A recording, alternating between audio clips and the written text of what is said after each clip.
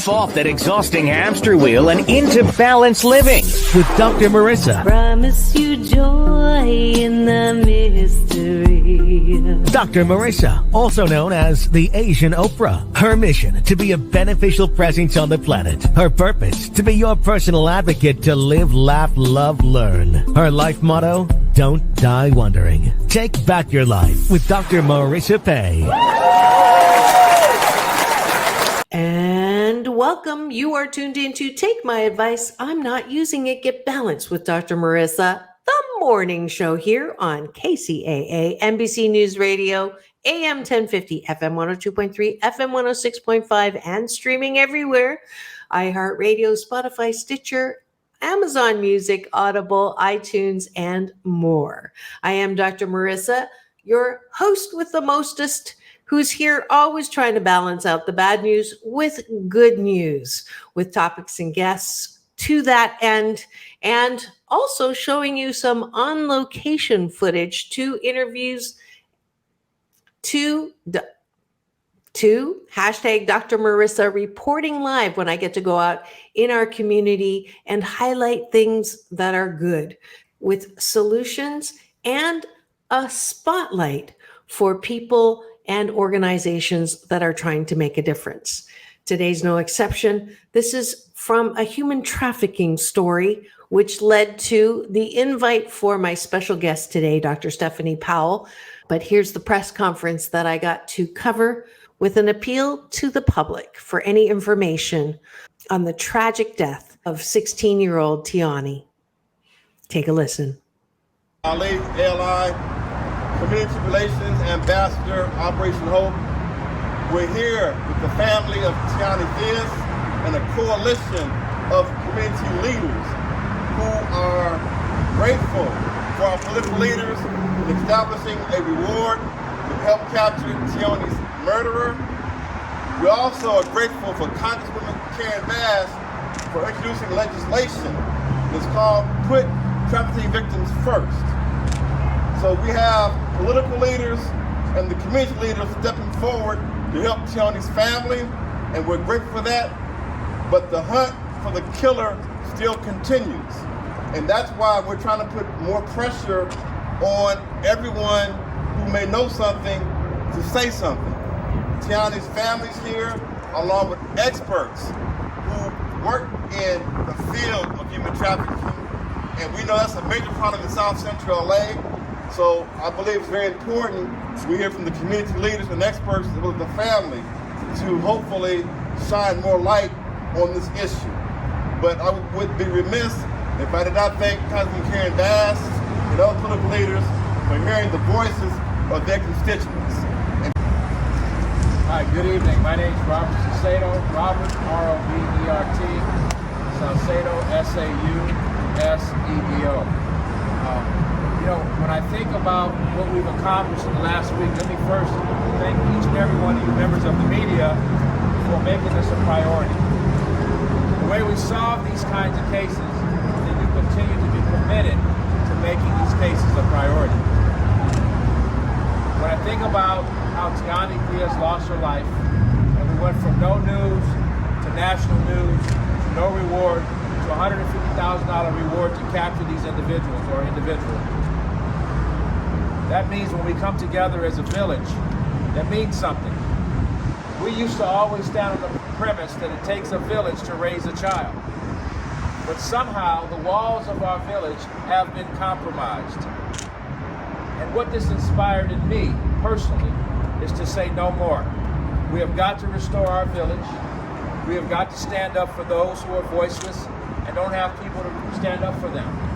And so we're going to call across this city, across this nation, for men to stand up and no longer stand for this.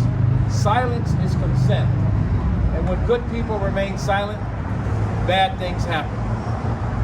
And when someone wants to snatch girls off the street, as what we're seeing happen every day, if you look at the various apps like Citizens App in the last 3 months, almost every week a child has come up missing. What's happening to these boys and girls? Why are we quiet about it? It's time that we raise our voices and say no more. We have got to stand up for these young people, because if we don't do it, no one else will. From the National Center on Sexual Exploitation. Good evening. My name is Dr. Stephany Powell of Law Enforcement Training and Survivor Services for the National Center on Sexual Exploitation. I commend Congresswoman Bass because training is definitely needed for our state and federal law enforcement agencies as well as our prosecutors. Because the bottom line is that when you're dealing with a victim of human trafficking, you're dealing with a person who 9 times out of 10 is unfortunately dealing with trauma. So law enforcement needs to understand how to work with victims of trafficking. Victims of human trafficking are African American. This is something that really needs national attention. And lastly, I would like to state that there's nowhere in this nation that our girls should be for sale. And I also want to leave you with a thought that behind every trafficker is a buyer. So it is important that we also talk about the demand. Thank you so very much. Thank you to Najee, all the activists that's been helping us, standing behind us, getting us the press, getting the coverage that it needs. I'm just coming to say thank you.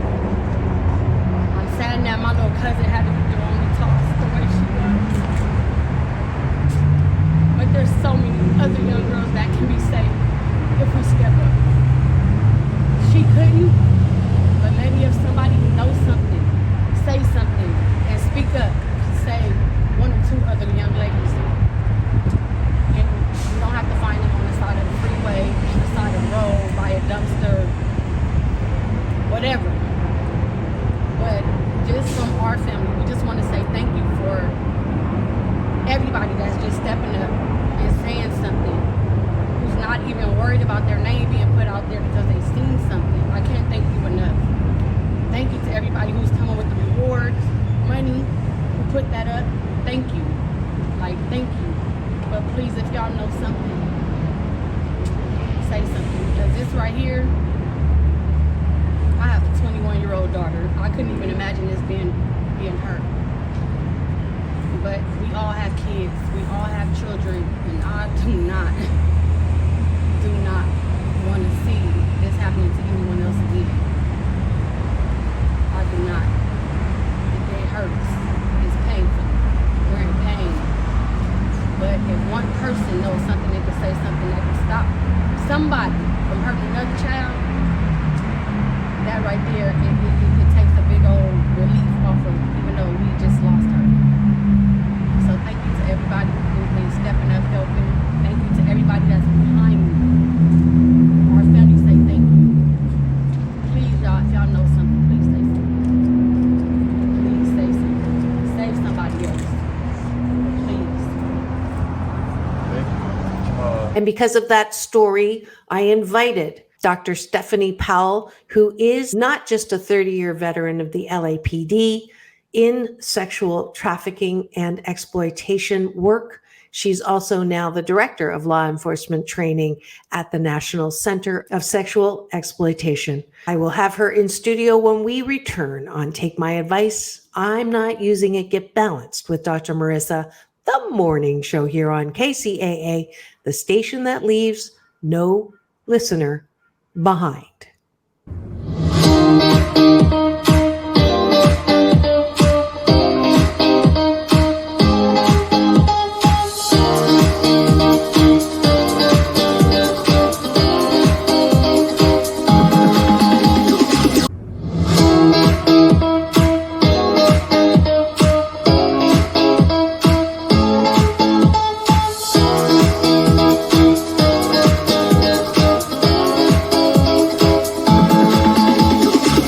Take back your life with Dr. Marissa Pay. And welcome back. You are tuned into Take My Advice, I'm Not Using It, Get Balanced with Dr. Marissa, the morning show here on NBC News, CNBC News, and NBC Sports Channel KCAA.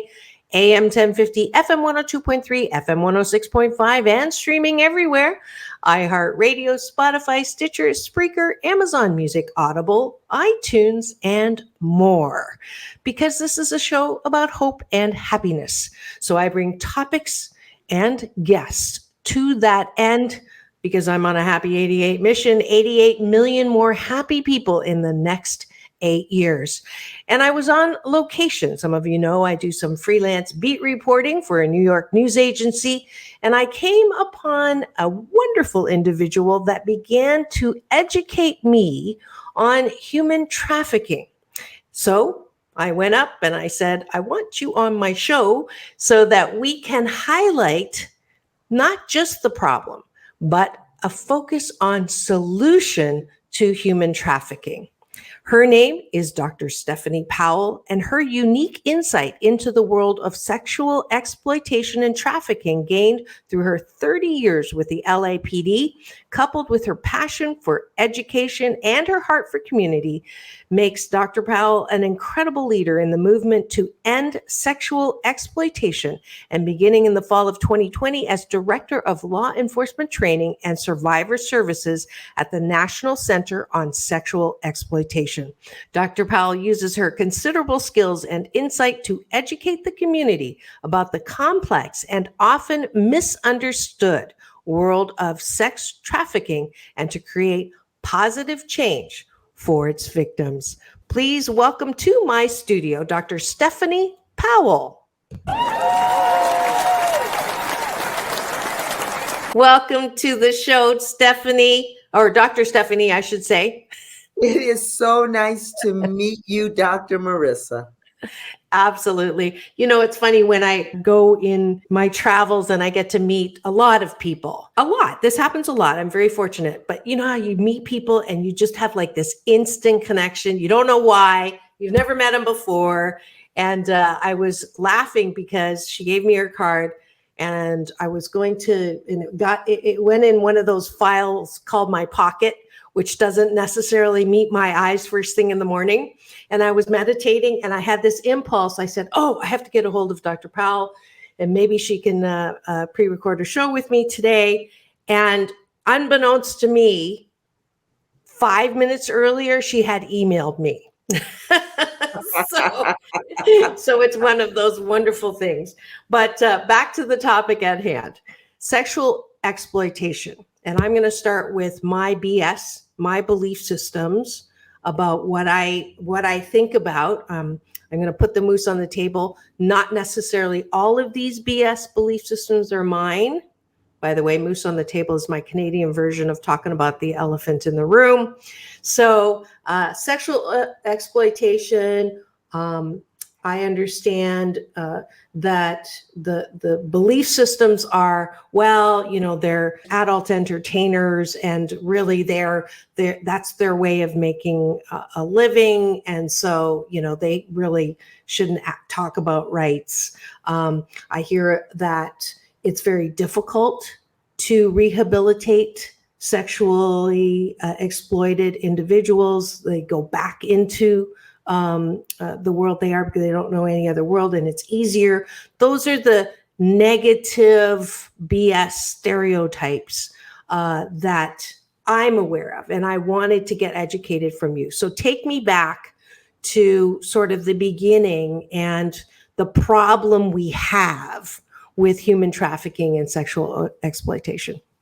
So, you know, you're absolutely right, because that belief system that you just explained is how people see others that are being exploited.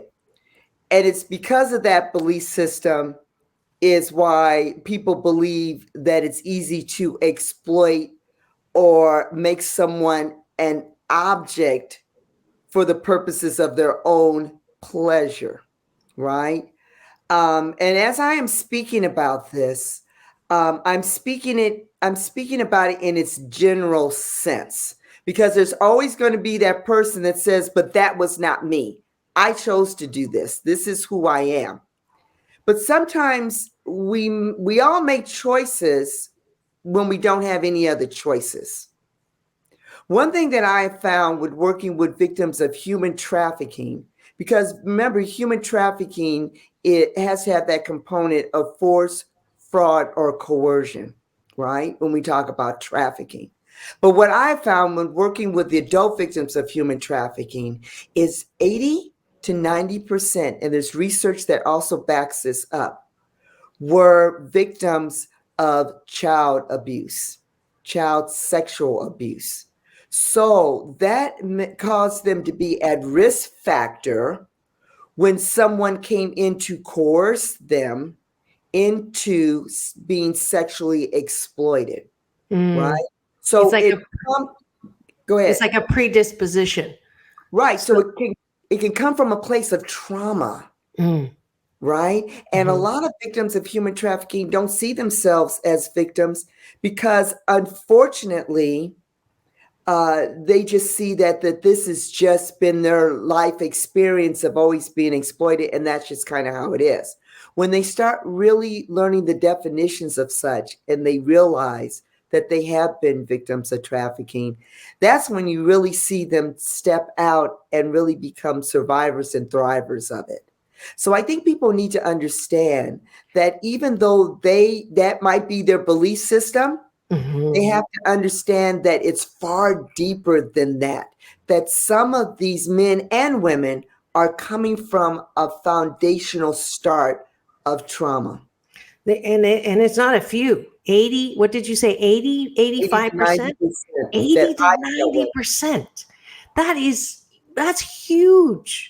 Huge. So it's similar to the statistic I heard that 80 to 90% of those in the prison system have had childhood abuse of some kind.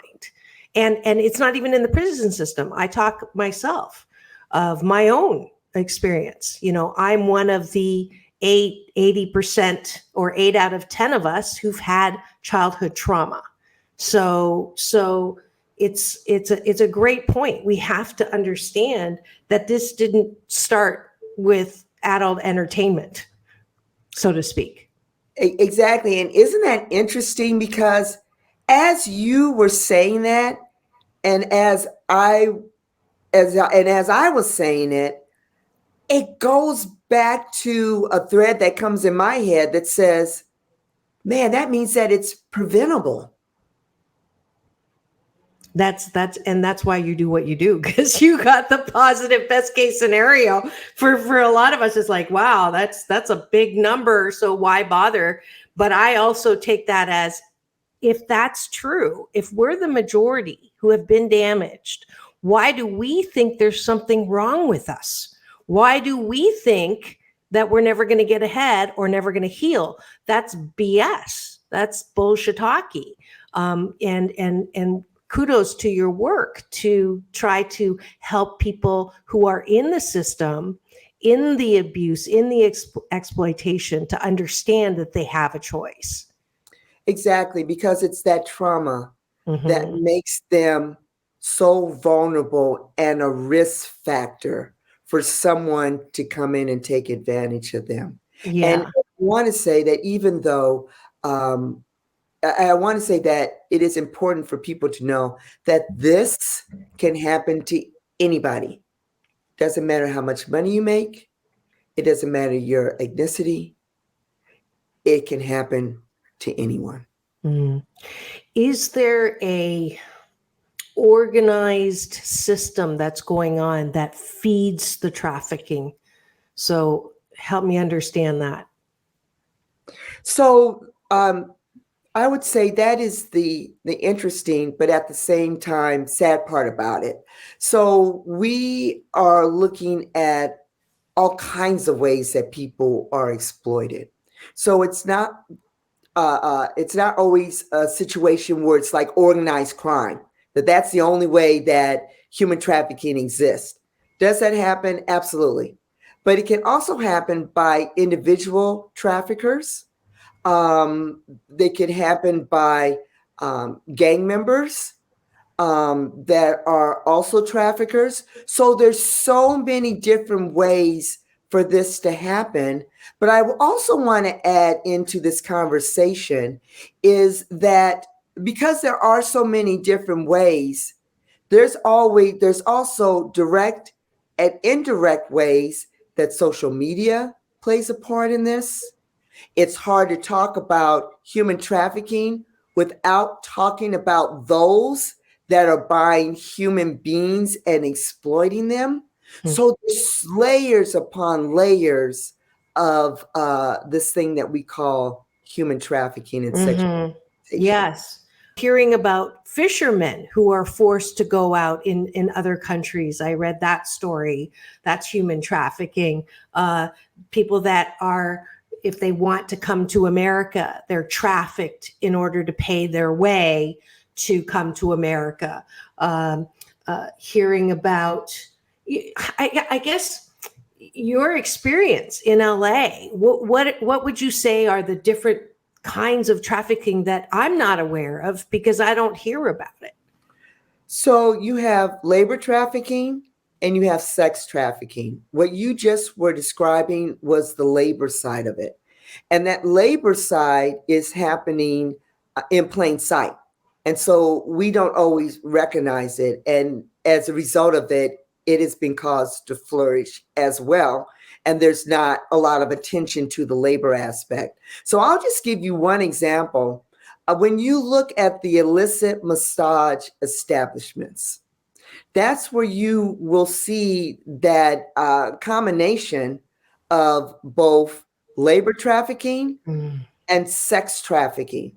So in their own country, they may be coming here thinking that they are going to have a job as a nurse or a job even as a masseuse. And when they get here, their government ID is taken, meaning their passports. They can even come here on a visa, but that visa ends up being overstayed because the trafficker will not let them go back. Wow.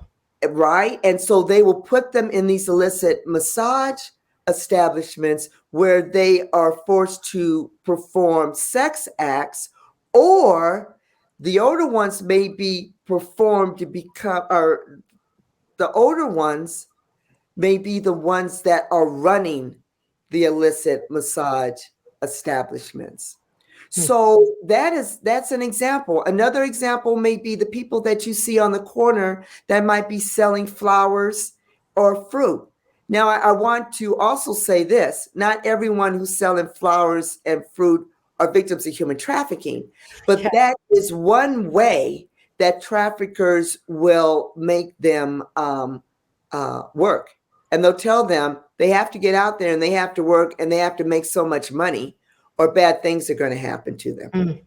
So we drive past people, whether we're driving past that agricultural field, someone that's selling fruit on the corner, or you might even be getting your nails done. Unbeknownst to you, you are now in the presence of someone who is a victim of human trafficking that might be still in captivity.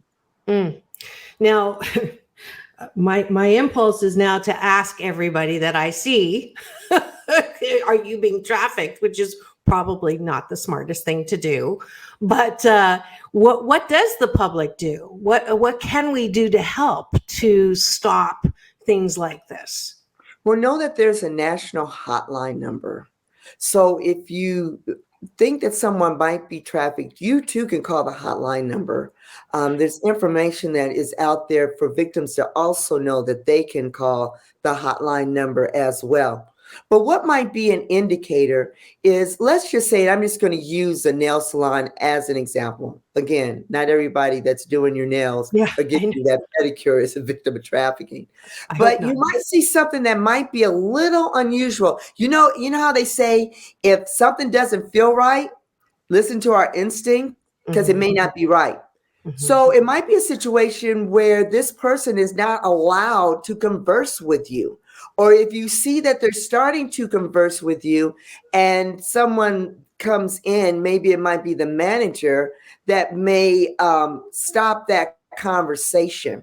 especially if you speak the same language that they do. Because if you speak the same language that they do, they may feel that it's okay to converse with you. If someone comes and tells you, it could be that nanny that lives next door to you.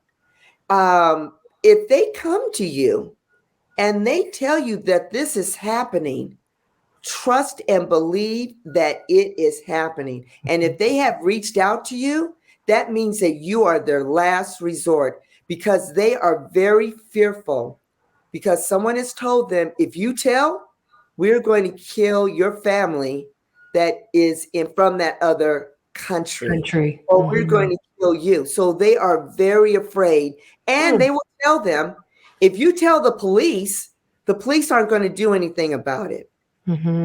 So it's because of that sets up that barrier. Wow. If you've just tuned in, I'm talking to Dr. Stephany Powell about human trafficking and sexual exploitation. We're going to take a quick break for the news and the sports and the weather. But when we come back, more with this really important, informative interview with Dr. Powell here on Take My Advice. I'm Not Using It. Get Balanced with Dr. Marissa, the morning show on KCAA, the station that leaves no listener behind.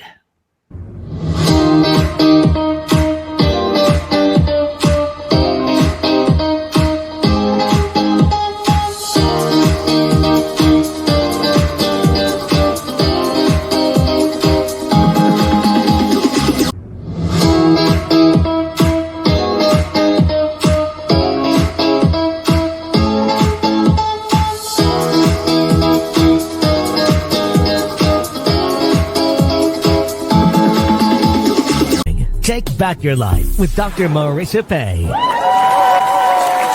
And we're back. You're tuned in to Take My Advice. I'm Not Using It. Get Balanced with Dr. Marissa, the morning show here on NBC News Radio, KCAA, AM 1050, FM 102.3, FM 106.5, and streaming everywhere, including my YouTube channel, where if you free subscribe, you'll get an alert every weekday morning that a new show is about to drop at 8 a.m., as well as take advantage of my new short film called PPP, Post-Pandemic Possibilities, as well as my red carpet playlist with interviews with people like Halle Berry, John Travolta, Quincy Jones, and more. And you know, this is a show balancing out all the bad news out there. I want good news, especially solution. And I have a very special guest with me today to help talk about the problems with human trafficking and sexual exploitation, as well as the solutions and what is happening and what we are doing here in LA for that. Her name is Dr. Stephany Powell. She's the Director of Law Enforcement Training at the National Center of Sexual Exploitation. Welcome back to the show, Dr. Stephany. Now, let's talk about partnerships. So when I was at the press conference, the wonderful thing was there was an officer that came out. There were nonprofit organizations there. Najee, who's always in the middle of the action and using, his voice to help out with the things that are going on. Talk to me about the partnerships that law enforcement has with nonprofits. That's a great solution, by the way. It's a perfect solution. There are those that would probably argue that, but I can tell you from my own personal experience. So as you know, I did 30 years in LAPD, and my last 5 years, I was in charge of a vice unit in the San Fernando Valley. And as a vice officer, I would run into women and girls that needed help. I quickly realized that this was an issue that could not be arrested away, that services were needed. But I didn't know where to go for those services in order to help those that needed it, that unfortunately I was arresting. And we're talking 2000, we're talking about 2013. So it's not really that long ago. In fact, in 2013, we were still arresting juveniles. Unfortunately, the youngest I arrested was 12 years old. In 2016, that's when the Safe harbor laws came in. And there's been a paradigm shift where law enforcement is no longer arresting minor victims of human trafficking, so meaning under the age of 18. So why is this all important? It's important because I'm so happy to see this paradigm shift where you see law enforcement walking alongside nonprofit organizations that assist victims of human trafficking. So what will happen is that, let's say there is an arrest, because we know that prostitution is still illegal. So let's say there's an arrest of an adult, and the adult says, I'm doing this because I'm forced to do it. Law enforcement will now call their partner agency, that is that nonprofit, that will come in and give the life-sustaining assistance that victim might need, and that victim is not arrested. Oh, but what will happen though is, because of the trust that is built with the victim's cooperation, law enforcement can now go after the trafficker, while at the same time, the nonprofit is able to come and do the social work side of it. So it is an excellent pairing of the two. Now, if law enforcement now comes across a minor victim of human trafficking in Los Angeles County, they have to go by the first responder protocol.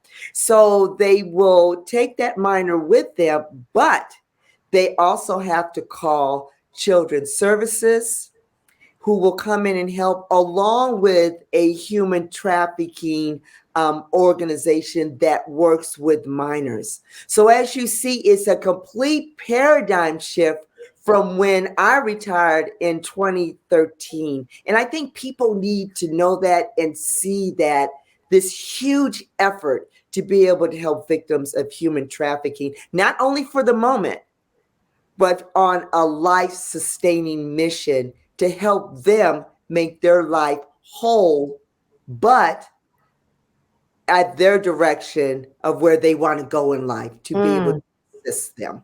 That's wonderful news, because that's a systems issue. You can't just arrest one part or stop one part. There's a whole system around it that's working. I never understood, this whole arresting prostitutes or people who are involved in child pornography, because it's the buyers of the child pornography that really should also be part of the problem. And why aren't they being arrested and held? I mean, supply and demand. You can't just blame the people who are providing it. You have to, there's buyers that are the issue as well. Even in drugs, in all systems where there's a problem, it's not just one person that is part of the problem. It's the whole system that is. So I'm so happy to hear that, because now that person has a choice.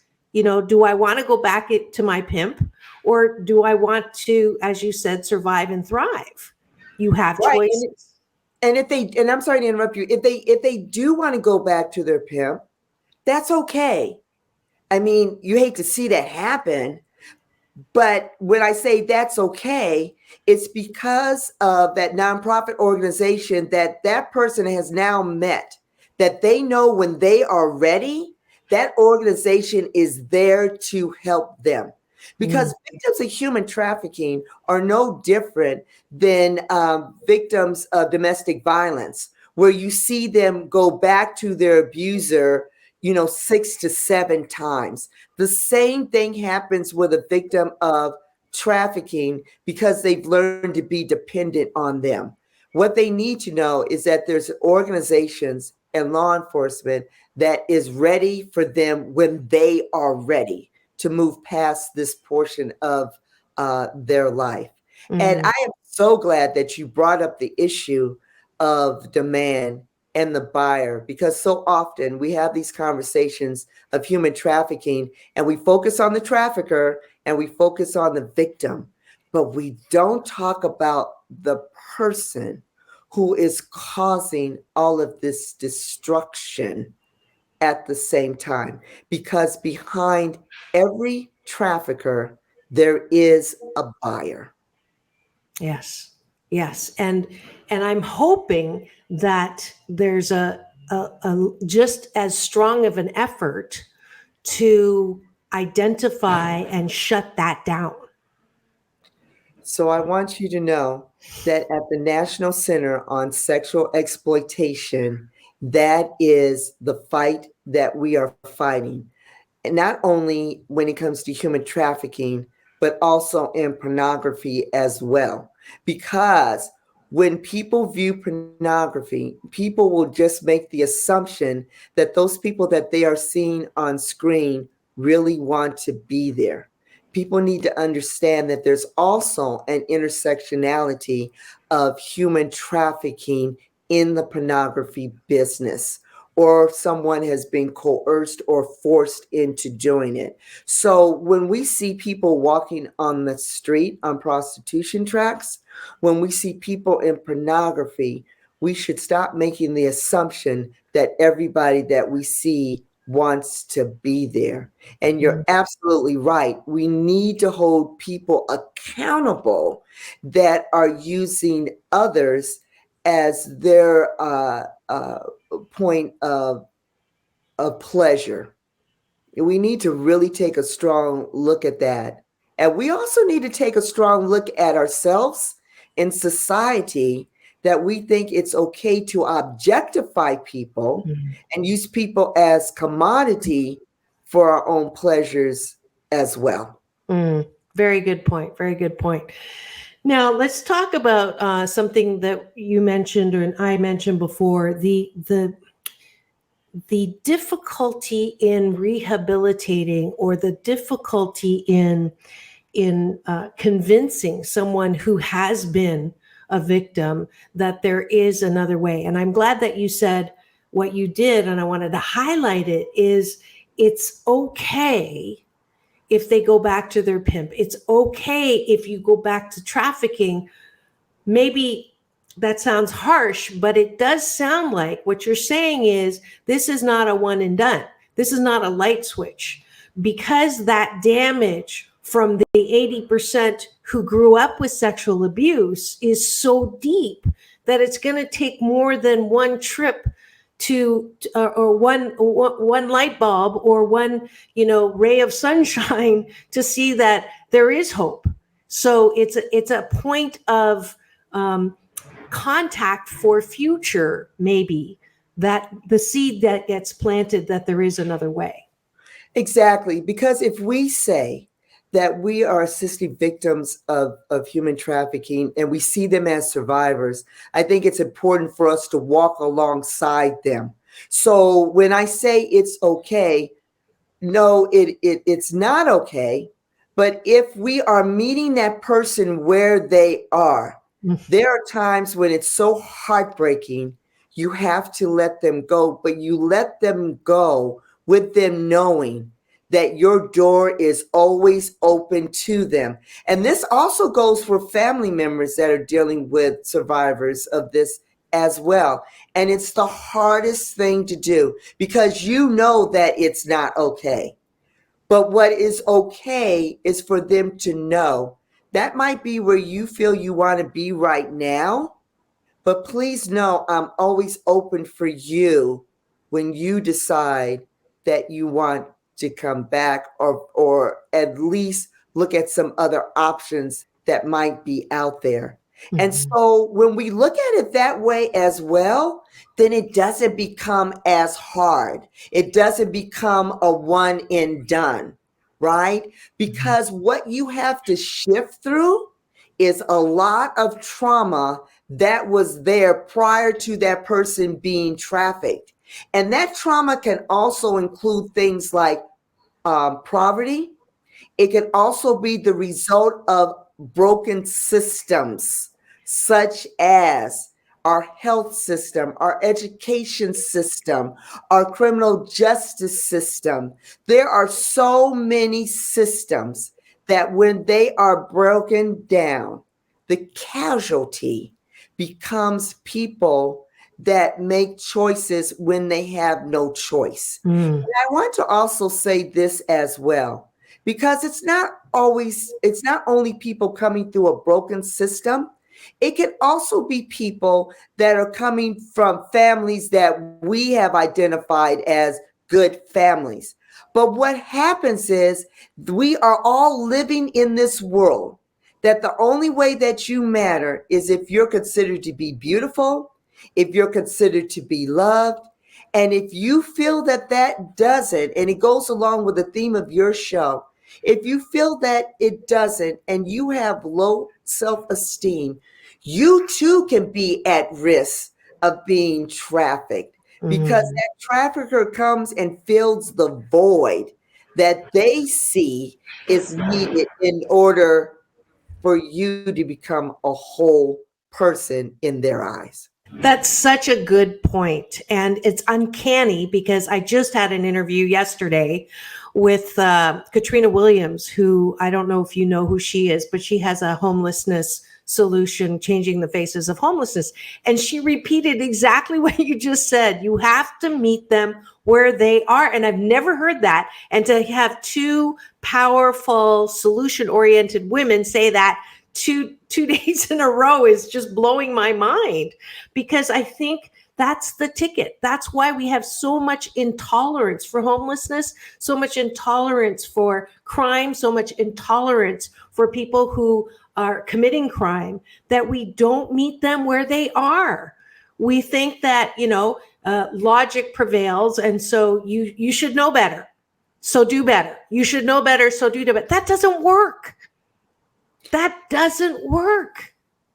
It's so interesting. When I was at Journey Out, and that's where I was the executive director, I used to say, I could give these survivors an apartment with an ocean view and red bottom shoes and all the material things. But what I'm not doing is unpacking and helping them to untangle all of that abuse and all of those things that got them there in the first place.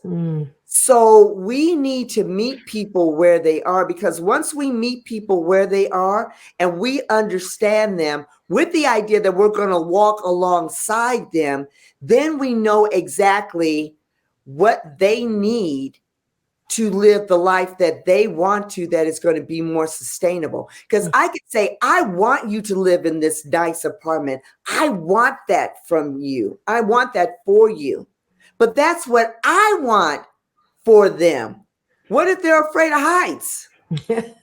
Good point. Good Right? point. Yeah. So I'm just using that, as an example, and it might sound flippant. No. But It's a it good really example. is. It's not what I want for you.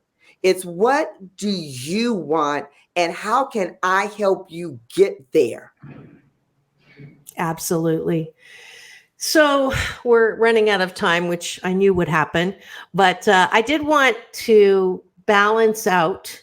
I'm really glad that you were 30 years with the LAPD, because y'all have been having a tough time with people's perception.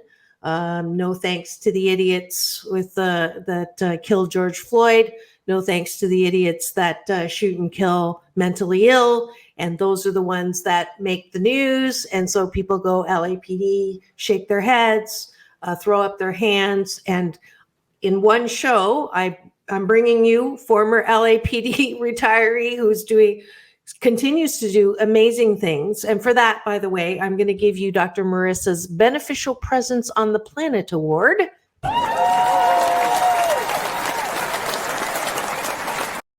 Because I love people who take their positions, their experience, and shine the light on areas of darkness and help bring the light to it. So thank you for that, first of all. But I would like to talk for a minute on, how do we balance out? LAPD is not a bad organization. LAPD has people like you, the majority, I would say, of people who really, their hearts are there to protect and serve. even though I want to change it to serve and protect.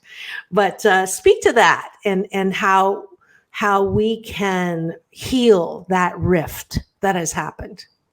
You know, I will take this from a personal end. Being African American and being from South Central Los Angeles, it was my father that talked me into joining LAPD, because I was an elementary school teacher for LAUSD before I became a cop. Wow. And I was telling him, like, why would I want to do that? Like, whenever we saw the police come in, we didn't see them in helping mode. And he said, you know, a termite can take a building down from within. Be the termite, be the change. And so I went into LAPD at a time where not only were there not many females, but there weren't many African Americans as well. And so it's easier to make a change from within than from the outside. And I can tell you this, from being inside the Los Angeles Police Department, I stood aside many men and women that would risk their lives regardless of what your ethnicity was or your sexual orientation. They really did believe in protecting and serving. Now, having said that, does there need to be some reform? Having said that, were there officers that I ran across that did not fulfill their oath? Absolutely. And so I do think there needs to be reform. I think that officers that break the law should be held accountable, and officers that do not treat people right purposely should be held accountable. But I do want people to know that there are officers that I worked alongside that would do everything they can to not only protect you, but to serve you. And those are the ones that are not talked about often. But having said that, they're so humble in their work, they don't even talk about that often either, because I've seen tears in their eyes when they've seen something horrific, or they've seen a victim of a crime, or been so mad at perpetrators that have caused so much pain and hurt in the community. So I just want people to know that they are definitely there, and they really need your support to know that not everybody out there hates them, but with the understanding that there does need to be some reform. Absolutely. And I would say that it's the majority that are what you're talking about. It's not the other way around. So that's why I purposefully brought that up, because I'm all about balancing all the bad news. This is good news, folks. This is good news. And the last question that I ask all my guests is, to who or what are you most grateful for? I would say that I'm most grateful to God and to my children and my family that have given me the support and have uplifted me when I'm down, because I deal with such a dark subject.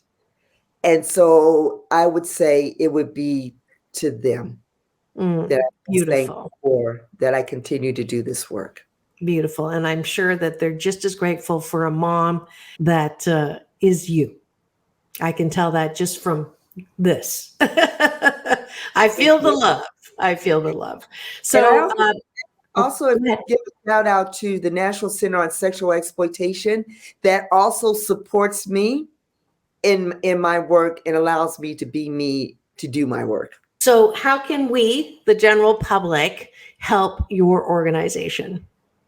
Please go to our website, sexualexploitation.org, and there you will see all of the ways that we fight sexual exploitation. We fight it through corporate advocacy. We fight it through our law center. We fight it through legislative advocacy. And we have a very intense research component of us as well. So if you go to our website, we're always looking for plaintiffs as we fight big tech, people like Pornhub, and then, of course, donate. And don't forget, look at our legislative portion as well, because there are bills that we are fighting nationwide that are contributing to the sexual exploitation of people. Bye-bye.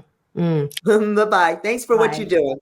Thank you so much for coming on, Dr. Powell. This has been educational, illuminating, a little sad, a little mad, but certainly important interview that I've done with you.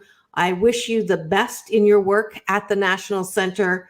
Listeners, very much support the work that's going on here. Also, please readjust your thinking and your BS around LAPD, because as Dr. Stephany has said, the majority care, big hearts, and are doing the best that they can, as everybody is, especially during this time.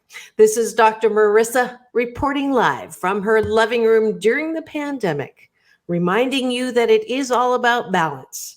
And if you could do this with me, I end my show this way, Dr. Stephany, with your peace sign.